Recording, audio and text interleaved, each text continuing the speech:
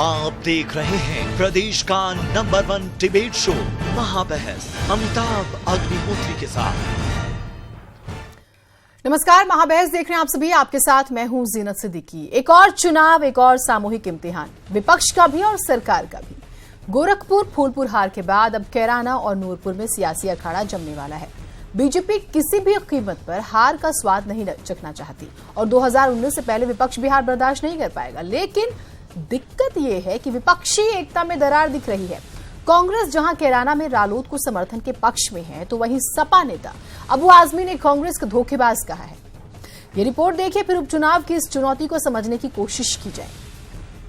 देख रहे हैं प्रदेश का नंबर 1 डिबेट शो महाबहस अमिताभ अग्निहोत्री के साथ।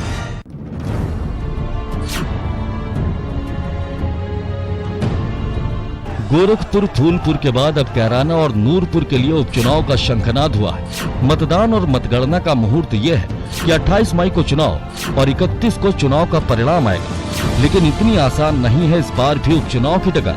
कैराना नूरपुर सीट पर जाति समीकरण को समझे तो 16 लाख से ज्यादा वोटरों की संख्या वाले कैराना में मुस्लिमों की सर्वाधिक तादाद है। दूसरे नंबर पर अनुसूचित जाति के वोटरों का वर्चस्व है। करीब 10% जाट वोटरों के अलावा गुर्जर, कश्यप और सैनी मतदाताओं का जोड़ करीब 1.25 लाख है। 2014 के चुनाव की बात करें तो बीजेपी के हुकुम सिंह 2,37,000 वोटों से जीतकर लोकसभा पहुंचे थे। सपा दूसरे, बसपा तीसरे और रालोद चौथे नंबर पर रही थी। सहानुभूति के समीकरण में अभी तो दिवंगत हुकुम सिंह की बेटी मृगांका सिंह का नाम ही आगे आ रहा है। कैराना में सपा मुस्लिम जाट दलित फॉर्मूले को आधार देने की कोशिश में है। अभी सुधीर पवार और तबस्सुम हसन के नाम की चर्चा है। नूरपुर का नजारा यह है कि 2017 में सपा यहां दूसरे नंबर पर थी। सपा से सीट पर तमाम दावेदार हैं। वहीं बीजेपी से दिवंगत विधायक की पत्नी अवनी सिंह का नाम आगे है। कैराना लोकसभा और नूरपुर विधानसभा भारतीय जनता पार्टी बड़े अंतर से चुनाव जीतेगी, क्योंकि 1.25 साल में योगी आदित्यनाथ की सरकार ने जिस तरह से गांव गरीब किसान के लिए काम किया है, कानून व्यवस्था की बेहतर स्थिति स्थापित की है, बगल में रामला शुगर मिल की कैपेसिटी बढ़ाई है जो बंद थी वर्षों से, साथ ही साथ जिस तरीके से वहाँ कैराना में कानून व्यवस्था एक बड़ा सवाल था। पिछली सरकार में पलायन हो रहा था, लोग मकानों और दुकानों पर लिखने के लिए मजबूर थे कि बिकाऊ है हमारा मकान, हमारा दुकान। जाति समीकरण से इतर सियासी दलों के समीकरणों को देखें तो तारीखों के ऐलान के बावजूद विपक्षी एकता के सारे समीकरण अभी अनसुलझे हैं। गोरखपुर और फूलपुर उपचुनाव के बाद बहन जी साफ कर चुकी हैं कि हाथी अब किसी दल का साथी नहीं रहेगा। मीडिया में ये खबरें काफी जोरों से प्रचारित की जा रही हैं कि देश में होने वाले लोकसभा आम चुनाव में यहाँ उत्तर प्रदेश में सपा व बसपा का चुनावी गठबंधन हो गया है या होने वाला है, जो पूर्णतः अभी तथ्यों से परे है, सही नहीं है, गलत है। इधर कांग्रेस का हाथ अजीत चौधरी के बेटे जयंत चौधरी के साथ होने की सुगबुगाहट है। कांग्रेस नेता इमरान मसूद रालोद के प्रत्याशी की पैरोकारी करते दिखे थे। अब अगर ऐसा हुआ तो कैराना की कठिन डगर पर साइकिल का अकेले सफर करना आसान नहीं होगा। कांग्रेस पार्टी की पूरी तरह तैयारी है और प्रदेश लीडरशिप और राष्ट्रीय लीडरशिप के बीच किसको चुनाव लड़वाया जाए, इस पर विचार विमर्श हो रहा है। बहुत जल्द नाम की घोषणा होगी और कांग्रेस पार्टी का प्रत्याशी उस चुनाव को जीतकर लोकसभा में पहुंचेगा। पहले हो तो जाने दीजिए, सबसे पहले आप ही को बता दें, आपको अंत में बताएंगे। होने तो दीजिए, अभी तो बहुत कुछ होना बाकी है। अभी तो देखिए, डेमोक्रेसी की जो प्रोसेस है उसमें आज जहां खड़ा है प्रदेश, जहां उत्तर प्रदेश खड़ा है, जिस तरीके से भारतीय जनता पार्टी वाले इस देश के सोशल फैब्रिक पे, डेमोक्रेटिक फैब्रिक पे, सेक्युलर फैब्रिक पे अटैक करते हैं।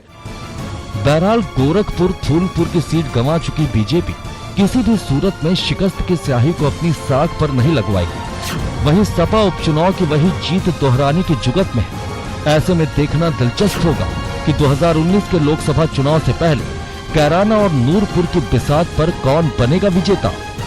Bureau report, news 18।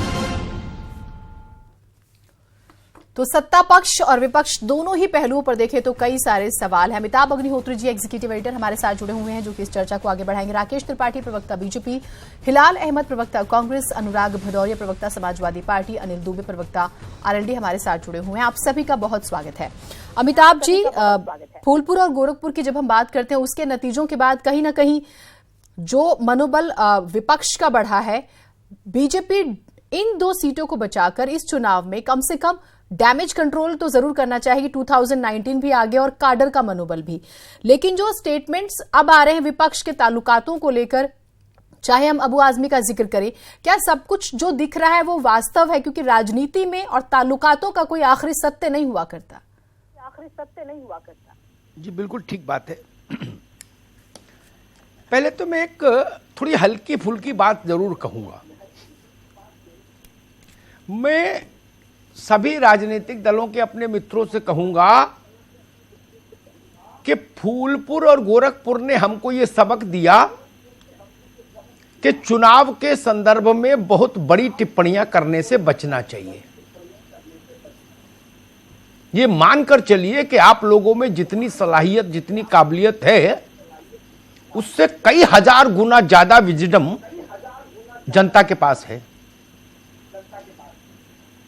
क्योंकि वो 2 परिणाम ऐसे थे, ना इधर वालों को यकीन था नतीजे आने से पहले, ना उधर वालों को यकीन था। मैं सबसे मिला व्यक्तिगत तौर पर बड़े लोगों से, इसलिए ये व्यक्तिगत तौर पर बता रहा हूं। तो कैराना और नूरपुर पर इस बहस में मुझे लग रहा है हिमालयन दावे करने से अब शायद राजनीतिक दल बचें। ये बात बिल्कुल दुरुस्त है। लोकसभा चुनाव के महासमर से पूर्व का उत्तर प्रदेश की जमीन में यह आखिरी इम्तिहान है। इसके बाद सीधे 2019 का लोकसभा चुनाव। वो कब होता है इस पर सस्पेंस हो सकता है, तमाम तरह की अटकलें हो सकती हैं, नवंबर से लेके और मार्च तक कब होगा चुनाव। लेकिन उस चुनाव से पहले का ये अंतिम इम्तिहान है। 2 स्थितियां बनती हैं, या तो ये फूलपुर और गोरखपुर के संदेश को और गाढ़ा करे या उसको धूमिल कर दे। भाजपा विजयी होती है तो गोरखपुर और फूलपुर का संदेश थोड़ा डाइल्यूट हो जाएगा, खत्म हो जाएगा मैं ये नहीं कहूंगा, क्योंकि वो बड़े लोगों के द्वारा छोड़ी हुई सीटें थी, इसलिए खत्म तो नहीं होगा, लेकिन बहुत हद तक डाइल्यूट हो जाएगा। और अगर भाजपा यहां पराजित हुई तो यकीन मानिए 19 में उसके काडर का यूपी में मनोबल कमजोर होगा। अब से लगभग 1 महीना है। इस 1 महीने में कर्नाटक के चुनाव परिणाम के बाद सबसे महत्वपूर्ण अगर कोई राजनीतिक घटनाक्रम होगा, 15 मई को कर्नाटक का रिजल्ट आएगा, तो वह होगा कैराना और नूरपुर का चुनाव परिणाम। राकेश त्रिपाठी जी, ये दोनों स्थान आपके दल से निर्वाचित जनप्रतिनिधियों के दिवंगत होने के कारण हो रहे हैं। हुकुम सिंह जी और नूरपुर का विधायक भाजपा का,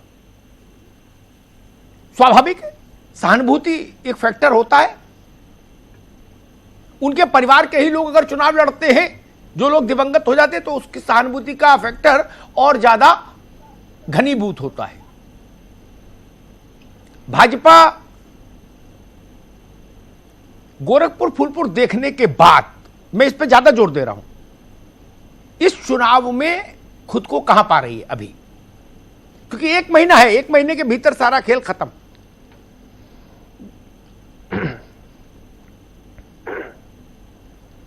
देखिए अमिताभ जी, गोरखपुर और फूलपुर के चुनाव परिणाम हमारे लिए एक अलार्म भी थे और एक सबक भी। हमने सीखा है गोरखपुर और फूलपुर के चुनाव से, क्योंकि अटल जी कहते थे कि भारतीय जनता पार्टी का कार्यकर्ता या तो जीतता है या सीखता है। तो हमने इस चुनाव परिणामों से सीखा है और हम प्रयास करेंगे कि जो चूक, जो अति आत्मविश्वास में हमसे कमियां गोरखपुर और फूलपुर में रह गई थी, वो कैराना और नूरपुर में ना होने पाए। कैराना और नूरपुर दोनों ही पार्टी के हमारे जुझारू कार्यकर्ताओं की सीट रही है और दोनों ही जगह पर असमय काल के गाल में समाने से ये सीटें रिक्त हुई हैं जहां चुनाव हो रहा है। हम विकास के अपने एजेंडे के आधार पर, कार्यकर्ताओं की रणनीति के आधार पर, उनके समर्थन, उनके मेहनत के आधार पर और जो उत्तर प्रदेश सरकार की, केंद्र सरकार की उपलब्धियां हैं, उनको लेकर के हम जनता के बीच जाएंगे। और हमें विश्वास है कि जिस प्रकार से कैराना में पहले, हमारी सरकार आने से पहले कानून व्यवस्था के जो हालात रहे और जिसके कारण कैराना में पलायन का मुद्दा एक बड़ा मुद्दा बना था, पूरे पश्चिमी उत्तर प्रदेश में कानून व्यवस्था सबसे बड़ा मुद्दा था। आज हम सबसे बड़े मुद्दे पर कुछ प्रभावी कार्रवाइयां कर पाए हैं और इन सबके आधार पर। राकेश जी, ठीक है। आप दो छोटे छोटे सवाल। 1.5 महीने पहले गोरखपुर और फूलपुर में भी विकास को ही लेके गए थे, एक, और दूसरा, पराजय का कारण केवल अति आत्मविश्वास था या उत्तर प्रदेश के धरातल पर एक ऐसा राजनीतिक गठबंधन जिसने समाजशास्त्र को नए सिरे से आकार दे दिया, वो कारण था? राकेश जी, देखिए अमिताभ जी, किसी चुनाव में किसी भी जीत के और किसी भी हार के अलग अलग कई फैक्टर होते हैं, कई कारण होते हैं। पार्टी के कार्यकर्ताओं का, नेताओं का, नेतृत्व का, सबका अति आत्मविश्वास एक सबसे बड़ा कारण हमने माना है। दो अलग अलग संगठनों का, दोनों अलग अलग राजनीतिक दलों का गठजोड़ हो रहा और उनके परस्पर वोट ट्रांसफर का होना, यह भी एक बड़ा कारण है जिसकी हमको उम्मीद नहीं थी। लेकिन कैराना और नूरपुर चुनाव में भी परिस्थितियां यही होंगी, इस बात के बारे में अभी कहना जल्दबाजी है, क्योंकि मायावती जी ने अपनी प्रेस कॉन्फ्रेंस में अंतिम बार यह कहा था कि 2019 के चुनाव से पूर्व अब बहुजन समाज पार्टी के कार्यकर्ता किसी भी संगठन के साथ चुनाव में नहीं जाएंगे। यह उनका ऑफिशियल बयान था, उन्होंने प्रेस के सामने संबोधित किया था। और राष्ट्रीय लोकदल की अपनी भूमिका पश्चिमी उत्तर प्रदेश में कुछ न कुछ बनती है और राष्ट्रीय लोकदल और कांग्रेस के बीच में जिस तरह की नजदीकियां हैं, वो एक अलग तरह के समीकरण को उत्पन्न करती हैं। इसलिए हर चुनाव के अलग समीकरण होते हैं, अलग मुद्दे होते हैं, अलग परिस्थितियां होती हैं। जी ऑब्वियसली हर चुनाव अलग होता है, हर चुनाव का रंग और मिजाज अलग होता है, स्वाभाविक है। अनिल दुबे जी, सीधे आप ही के पास आऊंगा। अब आपकी बेल्ट में चुनाव हो रहा है, हालांकि बेल्ट तो नहीं कहना चाहिए जी, लेकिन वहां आपकी पार्टी का कुछ ना कुछ प्रभाव क्षेत्र तो है। बेल्ट वाली बात तो बीत गई, वो दिन हवा हुए जब पसीना गुलाब था, लेकिन हां कुछ प्रभाव क्षेत्र तो है। और चूंकि जयंत चौधरी का नाम सामने है बार बार कैराना से, समाजवादी पार्टी अपना उम्मीदवार लड़ाना चाहती है, स्वाभाविक है जयंत चौधरी लड़ेंगे। और इमरान मसूद की बात को मैं ध्यान में रखूं तो कांग्रेस और आरएलडी, इससे भी गंगा पार नहीं होती मित्र। दुबे जी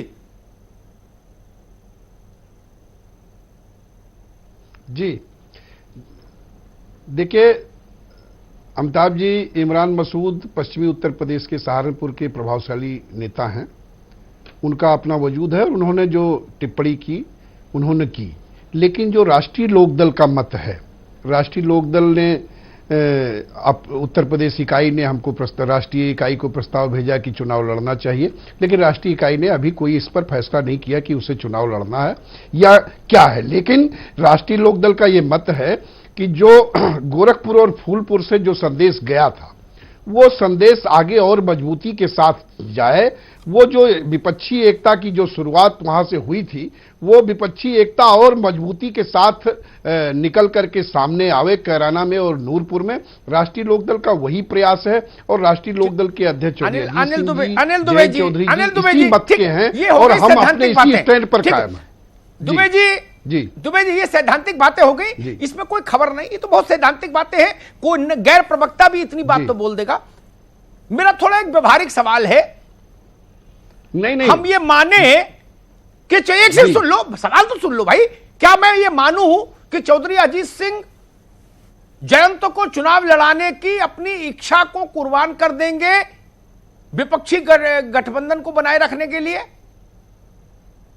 सीधा सवाल, ये बातों का क्या मतलब? इसने प्रस्ताव भेजा, ये उसने बिल्कुल प्रस्ताव भेजा, सही बात है, निर्णय हुआ, चौधरी उचित समय पर बताएंगे।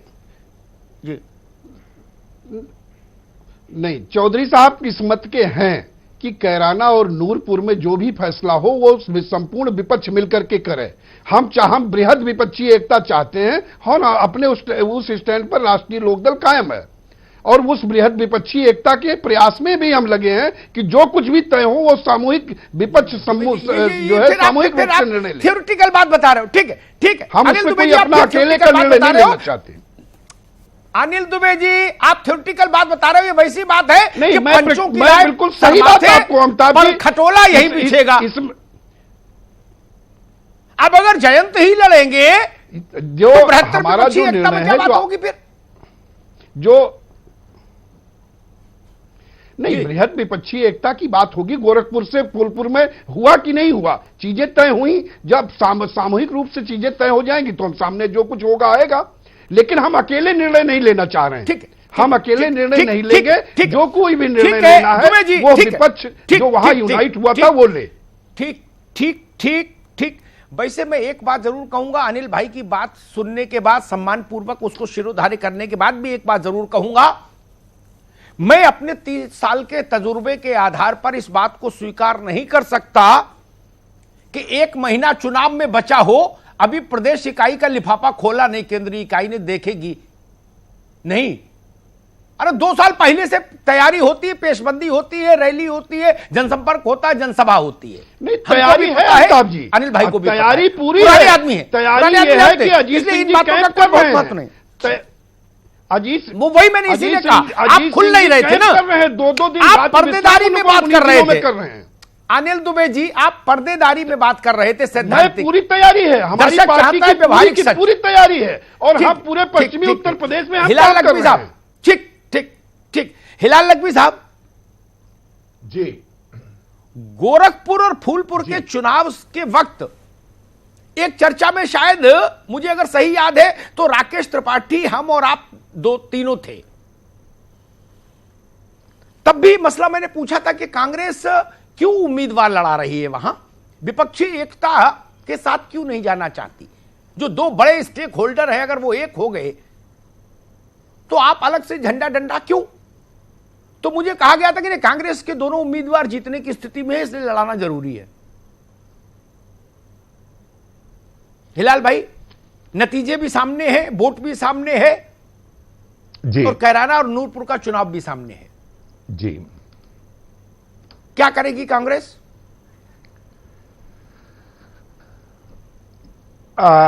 अमिताभ भाई, निश्चित रूप से हम दोनों जगह से अपना कैंडिडेट उतार रहे हैं। इमरान मसूद साहब ने जो भी वक्तव्य दिया है, क्यों दिया है, किस वजह से दिया है, इसके बारे में तो हम नहीं बता पाएंगे, लेकिन निश्चित रूप से कांग्रेस दोनों जगह से अपना उम्मीदवार उतार रही है। और देखिए, एक बात बहुत स्पष्ट है कि जहां तक कि प्रश्न उठता है कि विपक्षी एकता, तो विपक्षी एकता अपने आप में सर माथे पर, लेकिन विपक्षी एकता का मतलब यह बिल्कुल भी नहीं है कि हम जो है वो अपनी जो सीट है जहां पर हम अच्छे प्रदर्शन करते आए हैं वहां पर अपने कैंडिडेट्स को ना उतारें। अब यहां पर क्या होता है, कांग्रेस का कैंडिडेट जो है वो सर्वमान्य होता है या क्या नहीं होता है, ये जो है ये आने वाला वक्त बताएगा। लेकिन हाँ, ये जरूर हम कह सकते हैं, गोरखपुर में काय उतारे थे पार्टी की हिलाल भाई, पोस्टर बॉय गोरखपुर में तो ये गोरखपुर में तो मुद्दतों से कांग्रेस का प्रदर्शन नहीं रहा अच्छा जी। अमिताभ भाई, देखिए, हम फिर वही कह रहे हैं कि उत्तर प्रदेश के इस वक्त जो भारतीय जनता पार्टी के पोस्टर बॉय मुख्यमंत्री हैं, ये लगातार कोशिश में लगे हुए हैं कि किसी तरह से अपने को उत्तर प्रदेश में स्थापित कर सके, लेकिन जो वास्तविक मुख्यमंत्री हैं वो कहीं ना कहीं इनके खिलाफ खड़े हुए हैं। तो इस वजह से भारतीय जनता पार्टी को जो है उसको किसी भी तरह से कोई चैलेंज के रूप में विपक्ष ना ले रहा है और ना ही जो है वो कांग्रेस ले रही है। ये बात अपने आप में बिल्कुल सही है कि कैराना वो जगह है जहां से भारतीय जनता पार्टी ने उत्तर प्रदेश में जो विघटनकारी इनकी चुनाव रणनीति है उसके बीज बोए थे और बड़े लंबे अरसे तक की पता नहीं पलायन में क्या क्या कहते रहे थे। तो यहां पर एक बात समझना चाह रहा था और भी ज्यादा चीजें दांव पर लगी। जी, एक प्रैक्टिकल बात, जी, एक प्रैक्टिकल में सवाल था मेरे ज़हन में, वो आ जाए, फिर मुद्दों पर किसी और दिन बहस कर लेंगे, क्या मुद्दे चुनाव में बनेंगे। नूरपुर और कैराना जी पिछले वे 4-5 चुनावों से अगर हम देखें तो कांग्रेस को क्यों लगता है कि ये हमारी जमीन है? मुझे तो नहीं लगता। ना फूलपुर गोरखपुर आपकी जमीन थी, ना कैराना और नूरपुर। सहारनपुर होता तो मैं मानता। अमिताभ भाई, जो बात आप कह रहे जी, अमिताभ भाई, जो बात आप कह रहे हैं कि आपको नहीं लगता है कि यह, तो निश्चित रूप से आज की तारीख में जब हम उत्तर प्रदेश में 2 लोकसभा सीटें जीते हुए हैं और जब हम विधानसभा में कुल 7 से 8 विधायक जीते हुए हैं, तो किसी भी सीट को कहा जा सकता है कि साहब मुझे नहीं लगता ये कांग्रेस की सीट है, और कांग्रेस इसके ऊपर अलावा खामोशी के और उसके पास दूसरा उत्तर नहीं है अगर आंकड़ों की बात की जाए।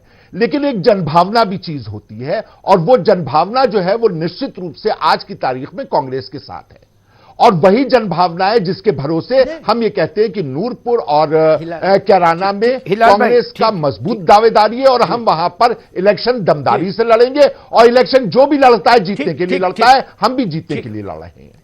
ठीक ठीक हिलाल भाई, ठीक बात।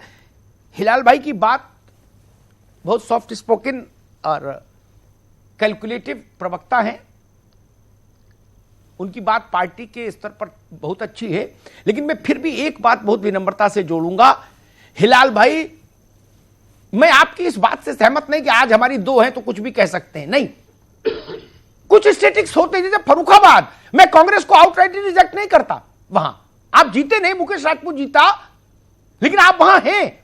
लेकिन गोरखपुर में आप कहोगे हम हैं, नहीं। आप 25 सीट भी लोकसभा की जीते होते तो भी मैं गोरखपुर आपके खाते में नहीं डाल सकता। पिछले 5-7 चुनाव उठा के देख लीजिए, कांग्रेस कहां है गोरखपुर में। तो ऐसा भी दावा नहीं ठोको कि चाहे जहां झोला रख दो। ये एक महत्वपूर्ण सवाल।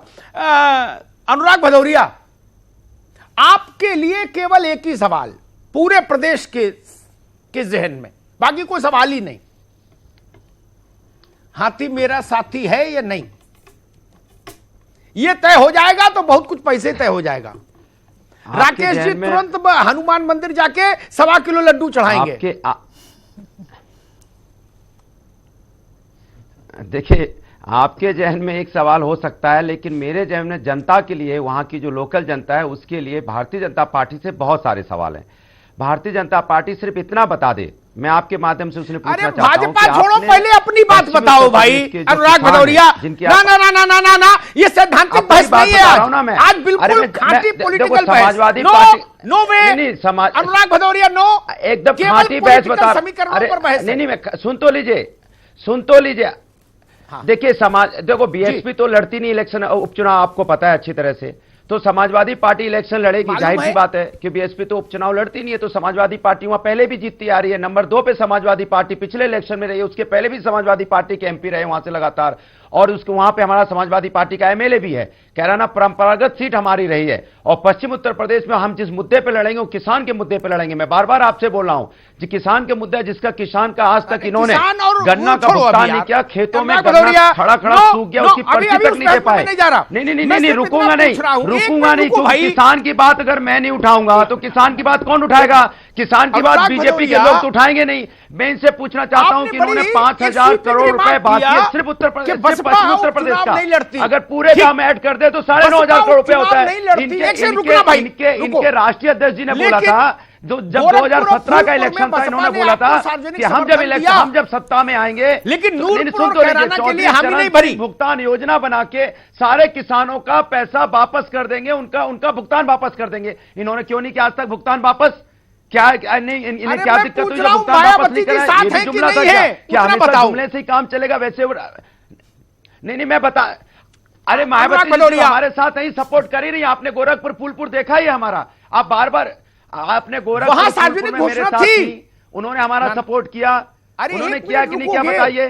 हाँ, तो जब हमारा उनका 1 मिनट अनुराग जी बताइए। 1 मिनट रुको ना, 1 मिनट ठहर के सवाल तो सुनो।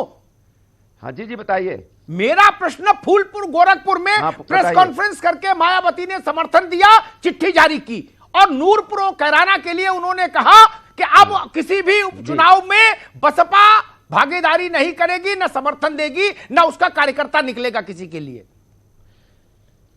तो दोनों में बुनियादी फर्क हो गया। फूलपुर और गोरखपुर में अलग भूमिका थी, कैराना और नूरपुर में अलग।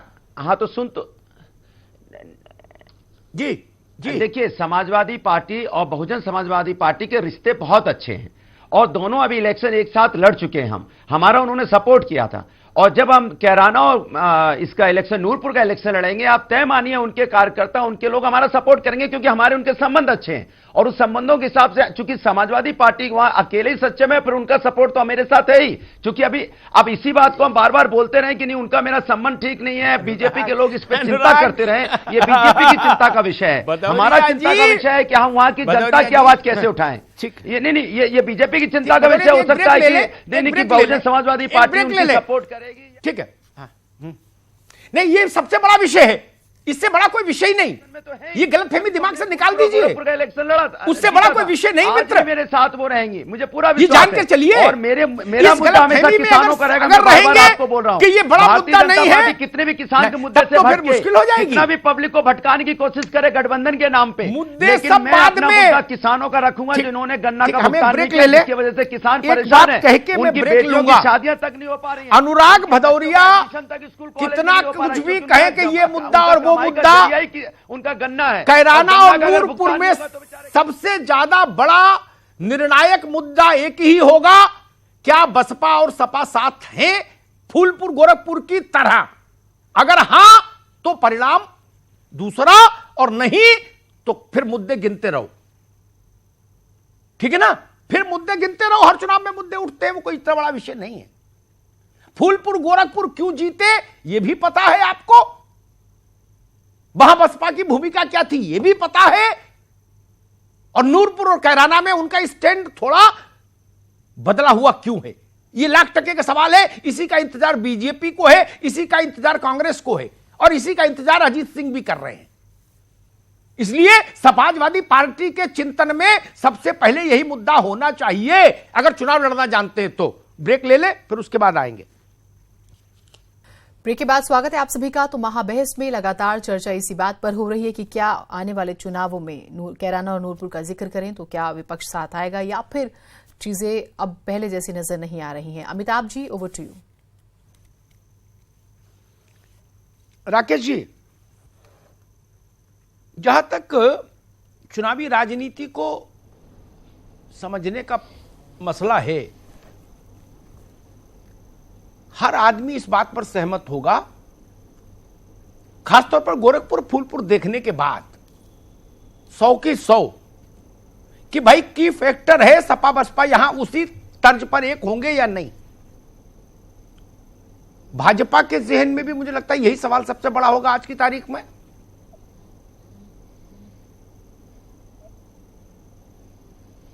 नहीं, निश्चित तौर पर अमिताभ जी, हमारे विरोधी की रणनीति क्या है, विपक्षी की रणनीति क्या है, यह जानना तो बहुत महत्वपूर्ण होता ही है। लेकिन भारतीय जनता पार्टी अपनी कार्यकर्ताओं की रणनीति के आधार पर, अपनी उपलब्धियों के आधार पर, विकास के एजेंडे के आधार पर, और जो हमसे चूक हो गई थी उन चूक से सबक के आधार पर हम चुनाव में जा रहे हैं। और अभी मैं समाजवादी पार्टी के प्रवक्ता को सुन रहा था कि गन्ने की उनको कितनी चिंता थी। अब तक समाजवादी पार्टी पश्चिमी उत्तर प्रदेश से ग से गुंडा पढ़ती रही, अब नया ज्ञान उन्होंने ग से गन्ना पढ़ा है। वास्तविकता में जिन्होंने गुंडागर्दी पूरे पश्चिमी उत्तर प्रदेश में बता दीजिए, सबसे बड़ा एजेंडा कौन है, कौन है, गन्ने की चिंता कौन है। सुप्रीम कोर्ट के दर्जनों आदेश के बाद, दर्जनों आदेश थे सुप्रीम कोर्ट के, हाईकोर्ट की प्रक्रिया इतनी बार हो चुकी थी, बावजूद उसके 20 मैं आपसे पूछ रहा हूँ, आपने 9,500 नहीं कर पाए, बाकी है कि नहीं? और आज जब गन्ना जी से पूछे 9,500 करोड़ किसानों का, अभी पेराई सत्र जारी है कि नहीं बाकी है? रिकॉर्ड जितना बता दें व्यूअर को, 9,500 करोड़ जिनके इनके राष्ट्रीय अध्यक्ष ने चिल्ला के बोला था 2017 के इलेक्शन में, अमित शाह ने चिल्ला के बोला था मेरी सरकार आएगी, उसके बाद भी आज इनको गन्ना किसानों के बारे में दोनों को रोकूंगा, दोनों को रोकूंगा। अनुराग रुकिए, राकेश जी रुकिए, भाई राकेश त्रिपाठी रुकिए, अनुराग भदौरिया जी रुकिए, एक मिनट करने वालों को आज गन्ना याद, राकेश त्रिपाठी करोड़ बाकी है कि नहीं? एक प्रश्न मेरे जहन में भाजपा के लिए किसानों की मांग उठा डिबेट होती है। एक प्रश्न राकेश त्रिपाठी जी आपके लिए, इसको अराजकता में गोरखपुर और फूलपुर, भाई इन दोनों की आवाज बंद करिए, अनुराग भदौरिया की भी राकेश त्रिपाठी की भी।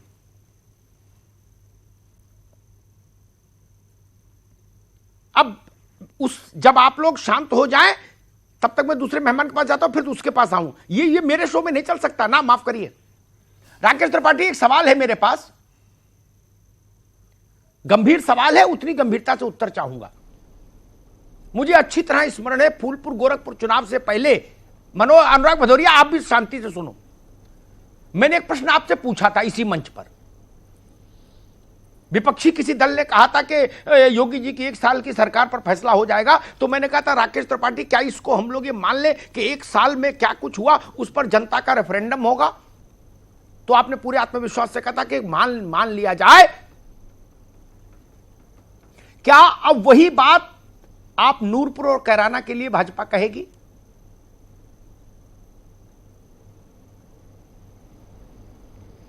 देखिए अमिताभ जी, भारतीय जनता पार्टी वो स्थानीय निकाय को चुनाव हो, पंचायत चुनाव हो, विधानसभा चुनाव हो, उपचुनाव हो या लोकसभा का चुनाव हो, हर चुनाव को पूरी गंभीरता से, पूरी शिद्दत से लड़ती है। हम गोरखपुर और फूलपुर भी पूरी मेहनत के साथ लड़े थे, लेकिन उसके बावजूद कुछ चूक हमसे हुई, कुछ लापरवाहियां हमसे हुई, कुछ भूलें हमसे हुई, और इसके कारण ही हमको हार का सामना करना पड़ा। हमने हार स्वीकार की है, हमने समीक्षा की है, और नई रणनीति के साथ, बदले हुए परिवेश में, विपक्ष की बदली हुई रणनीति के साथ हमने अपनी रणनीति में परिवर्तन किया है, और हम आश्वस्त हैं। मैं बात ही दूसरी कह रहा था।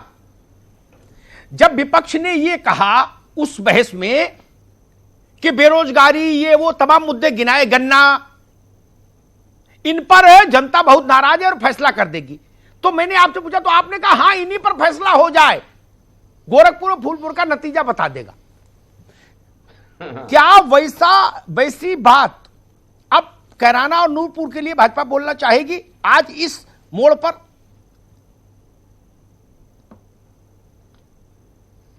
नहीं अमिताभ जी, हम चुनाव विकास के मुद्दे पर ही रखना चाहते हैं। विपक्ष चुनाव को जातिवादी समीकरणों के आधार पर ले जाना चाहता है, और जातिवादी समीकरणों के आधार पर ही उन्होंने गोरखपुर और फूलपुर का चुनाव जीता है। हम जातिगत समीकरणों के सामने विकास के बड़े एजेंडे को सामने रख रहे हैं, और हमें पूरा भरोसा है कि हमसे जो चूक पिछली बार हुई है वो चूक अब नहीं होगी। हम पूरी ताकत के साथ, पूरी अपनी रणनीति के साथ जब मैदान में उतरेंगे तो सफलता हमारे साथ होगी। 1 मिनट रुको अनुराग, आपके अंदर सबसे बड़ी कमी यही है मित्र कि विकास, आप अनुशासन का पालन नहीं करते। पूछ लीजिए कि विकास कहां पे है, जरा बता। एक मिनट रुको भाई, एक मिनट रुको। नहीं, मैं सिर्फ रिकॉर्ड को दुरुस्त कर दूं, सिर्फ 2 सेकंड। रुको भाई, विपक्ष के नाते 2 सेकंड। अनुराग भदौरिया, विपक्ष के नाते विपक्ष के नाते मैं सिर्फ इतना। नहीं, अभी नहीं। अरे विपक्ष के नाते एक चीज में रिकॉर्ड में रख दूं, 22 करोड़ लोगों की मेमोरी में सेव करके भारतीय जनता पार्टी कैराना और नूरपुर का चुनाव विकास पर लड़ेगी। आज की तारीख और समय नोट किया जाए तो उसका नतीजा भी विकास पर मोहर लगाएगा या विकास को विपरीत स्थितियों में ले जाएगा। इसके लिए तैयार रहिएगा उतने बड़े मन से। मैं हर पार्टी से यही कहता हूं, जो कहो रिजल्ट वाले दिन मुझे मिलो जरूर। ठीक बात है, मैं इस आरोप से भी सहमत कि जातिवाद कर रहे हैं, चलो ठीक है, तो जातिवाद बनाम विपक्ष चुनाव हो जाए, विकास चुनाव हो जाएगा। नतीजा जो आए, या तो आप उसको कहिए जातिवाद को हरा दिया जनता ने, या कहो विकास नहीं हुआ, 2 में से एक बात। बस तथ्य दुरुस्त रहे, मेरा निवेदन इतना। अनुराग भदौरिया, भारतीय जनता पार्टी के लिए हम तरक्की के मसले पर चुनाव लड़ना चाहते हैं, सपा उसको जातिवाद के दलदल में ले जाके खड़ा कर देना चाहती है। देखिए आप विकास के मुद्दे पर बात क्यों नहीं करते भाई? आत्मा जानती होगी, और 22 करोड़ जो पब्लिक नहीं, मैं बोल रहा हूं, मेरी आत्मा तो सभी कुछ जानती है, आपकी आत्मा भी जानती होगी, और इस पब्लिक जो हमारे उत्तर पर नहीं, उत्तर प्रदेश की जनता जानती होगी कि विकास के मुद्दे पे और डेवलपमेंट के बात पे, रोजगार के बात पे कौन इलेक्शन लड़ता है और किसने इसके पहले इलेक्शन लड़ा है और विकास करके किसने दिखाया इस प्रदेश के अंदर में। जो विकास आज तक भारतीय जनता पार्टी उद्घाटन करते करते परेशान है, हमारे विकास का उद्घाटन भी कर रही है, उसका अवार्ड भी जीत रही है। 100 डायलॉग चाहे कितनी भी योजनाएं हो, हमें उस पर चर्चा नहीं करनी। लेकिन भारतीय जनता पार्टी जब विकास की बात करती है तब यह भूल जाती है कि इस देश के अंदर में, हमारे प्रदेश में किसान भी हैं, मजदूर भी हैं, बेरोजगार युवक भी है, महिलाएं भी हैं। इन चारों में से अगर किसी के ऊपर इन्होंने अपना कोई विकास दिखाया होता, महिलाओं की क्या हालत कर दी हो आप अच्छी तरह जानते हो। कभी ये यूनिवर्सिटी में पीटते हैं तो कभी चौराहे पे पीटते हैं उन पर लाठियों से। युवक को तो इन्होंने इतना बेरोजगार कर दिया है कि बेचारा मजबूरी में अपने गांव से नौकरी करने उसे अपना शहर दिल्ली बंबई पता नहीं कहां भागना घूमता पड़ रहा है। जहां तक किसान की बात करेंगे तो जो गन्ने की हालत है, खेत का गन्ना सूख गया, खेत में सूख गया किसान का गन्ना। पश्चिम में मैंने आपको बताया ना, सूख गया। उनके मैं कितने फैमिली के नाम बता दूं जिनकी बच्ची की शादी नहीं हो पाई क्योंकि उनका पर्ची नहीं मिली उनको वहां से फैक्ट्री से, और उसके बच्चों के एडमिशन तक नहीं हो पाए। इस बारे में इनको चिंता भी नहीं है, ना उसकी चिंता करते हैं। उसकी चिंता जब करेंगे कैराना की तो क्या करेंगे कि हम वहां दंगे की बात पे ले आएंगे। वहां दंगा हुआ था, दंगे में हुआ था, दंगे में वो हुआ था, वो हिंदू था, वो मुस्लिम था, वो दलित था, वो बैकवर्ड था, वो फास्ट था। मैं इसे पूछना चाहता हूं, कभी ये विकास की बात करते हैं क्या? कभी ये डेवलपमेंट की बात करते हैं क्या? अनुराग जी एक मिनट रुको। नहीं अभी रुक जाइए, मैं सवाल पूछ रहा हूं, पहले उसका जवाब दे दीजिए। जो बात मैंने राकेश जी से जिस पर हामी भरवाई, एक प्रश्न आपके लिए। अगर कैराना और नूरपुर, तसल्ली से सुनो, वैसे ही उत्तर देना संक्षेप में, फिर दूसरे केस के पास जाऊंगा, फिर आपके लिए समय नहीं होगा मित्र। अगर कैराना और नूरपुर भाजपा जीती तो भाजपा की प्रदेश सरकार पर अब तक लगाए गए आपके सारे आरोप अमान्य हो जाएंगे। तब आप में यह नैतिक साहस होना चाहिए कि आप इसी मंच पर आकर यह कहें कि हां हमारे आरोप गलत थे। तब कोई पतली गली तो नहीं ढूंढेंगे, क्योंकि मैंने ये वचन भाजपा से भी लिया है कि आप भी पतली गली नहीं ढूंढेंगे परिणाम वाले। तो ये वचन आपसे भी लूंगा। देखिए मैं वचन आपको देता हूं, समाजवादी लोग कभी भी किसी भी मुसीबत से, किसी भी चीज से डर के भागते नहीं है। हम भारतीय जनता पार्टी नहीं है। अगर हम हार जाएं या जीत जाएं तो उसका ठीकरा अपने धार्मिक मुद्दे पे और जातिवाद पे फोड़ने लगते हैं। अगर गोरखपुर और जब फूलपुर का इलेक्शन था, आप डिबेट में भी थे, तब भी मैंने बोला था कि हम विकास के मुद्दे पे इलेक्शन लड़ने जा रहे हैं, कोई जाति धर्म पे मुद्दे पे नहीं लड़ेंगे। और आपने उसके बाद जब जीत के आए तब भी आपने डिबेट रखी थी, तब भी हमने बोला था हमारा विकास का मुद्दा, डेवलपमेंट का मुद्दा, रोजगार का मुद्दा, बेरोजगारी जीत के आए। आज भी कैराना में किसान के मुद्दे पे, गन्ने के मुद्दे पे, बेरोजगारी के मुद्दे पे फिर हम लड़ने जा रहे हैं और फिर हम किसान के मुद्दे पे जीत के आएंगे और किसान का हक इनसे मांग के रहेंगे। ये नहीं देंगे तो इलेक्शन के बाद, इलेक्शन हराने के बाद फिर किसानों को गन्ने का मूल्य मांगेंगे। 19 के चुनाव से पहले ही आखिरी इम्तिहान होगा उत्तर प्रदेश की जमीन पर, आखिरी जोर आजमाइश, नूरपुर और कैराना। इसका परिणाम भाजपा की 1.25 साल की सरकार पर रेफरेंडम माना जाए।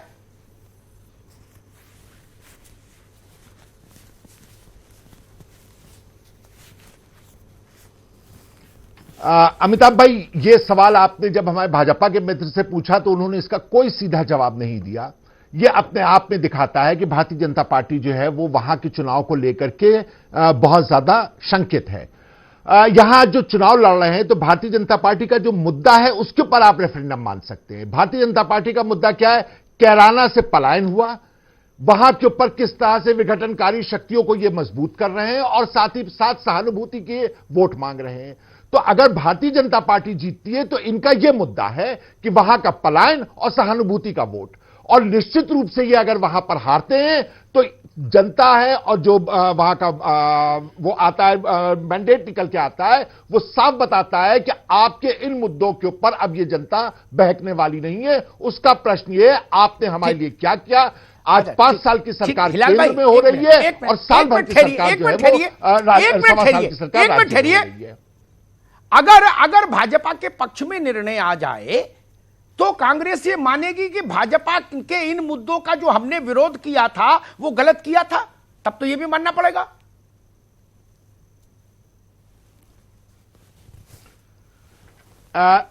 सहानुभूति और जो इनकी विघटनकारी राजनीति है, निश्चित रूप से नहीं, फिर ये उसका पक्की गली विरोध मत किया था। ढूंढिए। कांग्रेस ने करती है और करती रहेगी। अगर भारतीय जनता पार्टी जीतती है तो इसका मतलब है कि इनका ये दोनों मुद्दे जो हैं वो एक मतलब फिर से जनता को भटकाने में सफल हुए। नहीं, जनता इतनी काबिल है, वो इंदिरा गांधी के भटकाए नहीं भटकी, किसी की भटकाए क्या भटकेगी?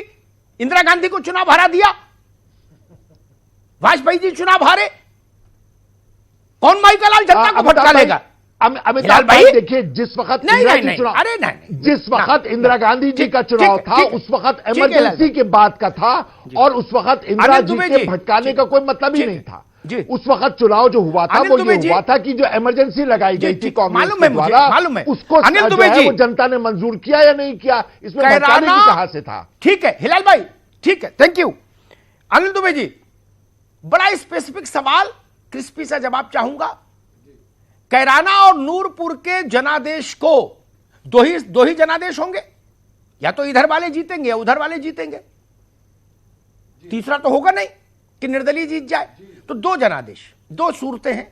जी जी। कैराना और नूरपुर के जनादेश की समीक्षा किस ढंग से बाद में की जाएगी?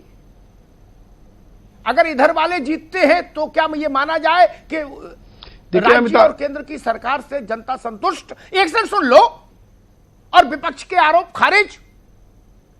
और अगर आप उधर वाले जीतते हैं तो यह माना जाए कि राज्य और केंद्र की सरकार से जनता असंतुष्ट, विपक्ष के आरोप सही। ईमानदारी की बात तो यही है दुबे जी। बिल्कुल।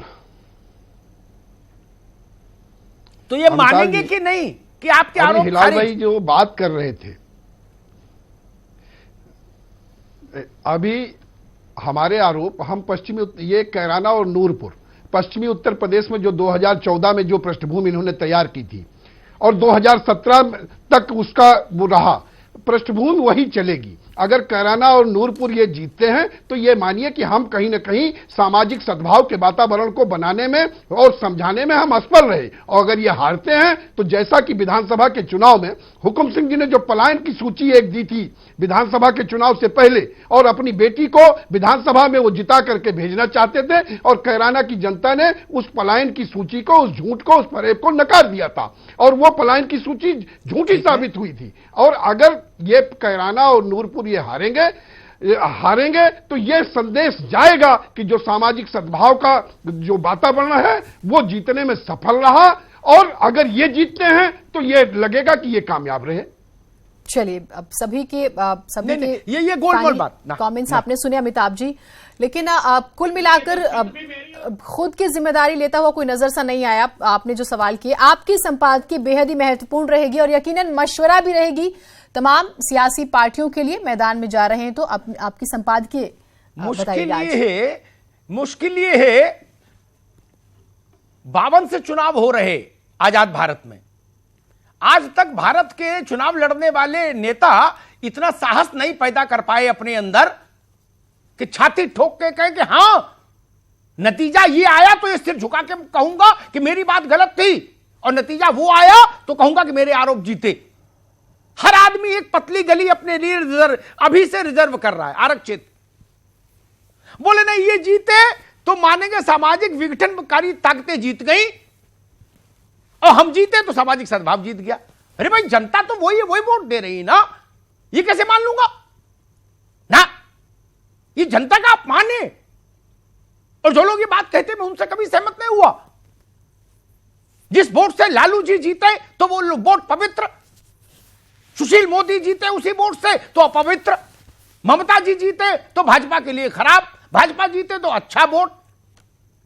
वोट पवित्र होता है,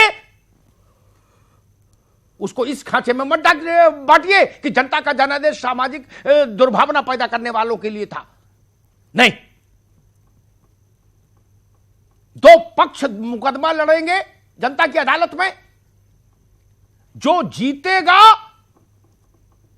उसके पास यह प्रिविलेज होगा कि वो कहे कि विपक्षी वकील की दलीलों को न्यायाधीश ने खारिज किया। इतना मानने में क्या बुराई है? दुनिया की कहानी बता रहे हैं सब लोग। नहीं देखिए फिर ऐसा होगा, फिर ऐसा होगा, फिर वैसा होगा। अरे सीधी सपाट बात करिए ना। कि या तो आपके आरोप जीतेंगे तो बल्ले बल्ले, नहीं तो इतना नैतिक साहस होगा कि भाई नहीं। इसलिए मैंने राकेश त्रिपाठी जी से शुरू में हामी भरवाई थी कि सीधे बताइए, आप विकास के मुद्दे पर चुनाव लड़ रहे हैं, अगर चुनाव का परिणाम आपके पक्ष में नहीं गया तो माना जाएगा कि आपका विकास जनता को समझ नहीं आया, जनता को नहीं लग रहा वो विकास। और वही बात समाजवादी और बसपा पर लागू होगी, वही बात कांग्रेस पर लागू होगी अगर चुनाव लड़ी तो। ये नहीं होगा एक एक गली जेब में रख के घूम रहे हो, बोले अंधेरे में होगा तो इधर से निकल जाएंगे और फिर वही मुद्दे उठा देंगे उसी दिन। ना देखिए किसान परेशान है या किसान खुश है। अरे भाई आप चुनाव हार गए तो किसान खुश कैसे मान लूं, और ये चुनाव जीत गए तो किसान परेशान कैसे मान लूं? उस इलाके का वोटर तो वही है ना। इसलिए मैं सिर्फ इतनी ईमानदारी की अपेक्षा करता हूं, न्यूनतम जनादेश की व्याख्या सही सपाट ढंग से हो। आपने गोरखपुर और फूलपुर की विपक्ष ने बड़ी तबीयत से व्याख्या की ना, लेकिन ये परिणाम से एक दिन पहले तक आप लोग ये व्याख्या ये हिम्मत नहीं जुटा पा रहे थे कि ये मान लेंगे, हां चलो रेफरेंडम मान लेंगे। अब नूरपुर में ही हिम्मत जुटा लीजिए, कैराना में जुटा लीजिए, एक लाइन तो सीधे खींचिए। मुझे लगता है जीत हार कोई हो, लेकिन 19 का टेम्परामेंट उत्तर प्रदेश के दो हिस्सों से समझने के लिए एक ठेठ पूरब का परिणाम और एक ठेठ पश्चिम का परिणाम, दो अलग अलग भावभूमि के हिस्से हैं उत्तर प्रदेश के। वो है तो एक प्रदेश का हिस्सा, लेकिन दोनों की सामाजिक आर्थिक राजनीतिक परिस्थितियां बिल्कुल अलग हैं, पूरब और पश्चिम। तो एक परिणाम पूरब से आया है, एक पश्चिम से आएगा महीने भर बाद। हमारे जैसे राजनीति के विद्यार्थियों के लिए वह परिणाम 19 के लिए एक आईना होगा। क्या राकेश त्रिपाठी जी कहते हैं, क्या अखिलेश जी की पार्टी कहती है, अलग विषय। मूल प्रश्न है इस जनादेश का, जब ये जनादेश आ जाएगा तो हमारे सामने एक पिक्चर पूरी हो जाएगी, कंप्लीट पिक्चर पूरब की पश्चिम की मिला के, कि उस 22 करोड़ का ये सूबा क्या सोच रहा है। 19 का अक्स उस परिणाम में दिखेगा, ये तय जान लीजिए। धन्यवाद।